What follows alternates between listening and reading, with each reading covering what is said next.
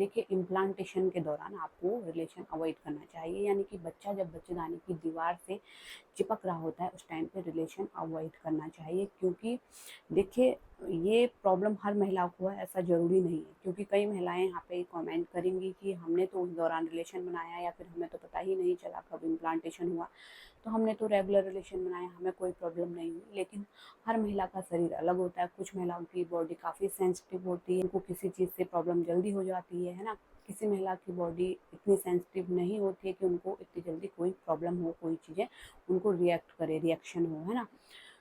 तो आप इन चीज़ों का परहेज कर सकती हैं जिससे कि प्रेगनेंसी अच्छे से ग्रो हो। तो इम्प्लांटेशन के दौरान, इम्प्लांटेशन कब होगा, आपकी जो पीरियड की डेट होती है उसके नज़दीक ही होता है, 4-5 दिन पहले ही होता है मोस्टली, है ना। 4-5 दिन पहले, पीरियड की डेट से 4-5 दिन पहले आपको रिलेशन अवॉइड करना चाहिए। यानी कि कुल मिला के जब आपकी पीरियड का टाइम आने वाला हो, डेट आने वाली हो, उसके आसपास रिलेशन नहीं बनाना चाहिए। पीरियड के 2-3 दिन बाद भी नहीं बनाना चाहिए, यानी कि पीरियड डेट से 2-3 दिन बाद भी नहीं बनाना चाहिए, और 4-5 दिन पहले से भी रिलेशन अवॉइड कर देना चाहिए।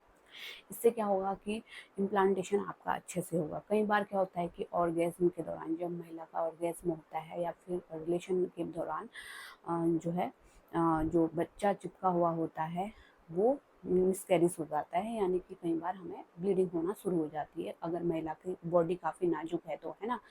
या फिर कई बार ऐसा भी होता है महिलाओं को बड़ी मुश्किल से प्रेगनेंसी लगी है, काफ़ी ट्रीटमेंट लेने के बाद प्रेगनेंसी लगी है, तो उनका क्या होता है कि मिसकैरेज हो जाता है। तो इसलिए डॉक्टर भी आपको अवॉइड करेंगे, अगर जिससे आप ट्रीटमेंट ले रहे हैं डॉक्टर से, वो भी आपको यही बोलेंगे कि आपको इन दिनों पे रिलेशन नहीं बनाना है, जिससे कि बच्चा अच्छे से चिपके, ग्रो हो। तो इन बातों का आपको ध्यान रखना चाहिए। और फर्स्ट के 3 महीने आपको वैसे भी रिलेशन के लिए मना ही करते हैं डॉक्टर। आपने ये चीज़ें डॉक्टर ने आपको, अगर आप ट्रीटमेंट ले रहे होंगे तो ज़रूर बताया होगा। अगर आप क्या जो है बड़ी मुश्किल से बच्चा लगा है तो पूरी प्रेगनेंसी के दौरान आपको मना करेंगे, नहीं तो जो फर्स्ट के 3 महीने होते हैं, फर्स्ट ट्राइमेस्टर और लास्ट के 3 महीने, उसमें रिलेशन अवॉइड जो है करने के लिए बोलते हैं। उसके पीछे भी कई ऐसे कारण होते हैं, मिसकैरेज की संभावना यहाँ पे बढ़ जाती है, तो इसलिए इन दिनों पे आप रिलेशन अवॉइड करें।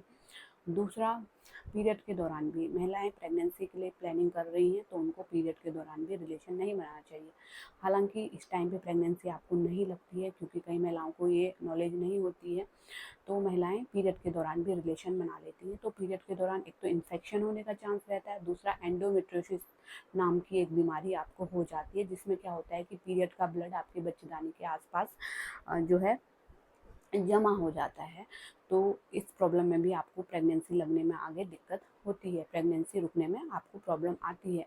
तो इसलिए कई बार रिलेशन के दौरान जो पीरियड का ब्लड है वो अंदर ही जमा रह जाता है, और ये प्रॉब्लम आपको हो जाती है और आगे चल के प्रेगनेंसी नहीं रुक पाती।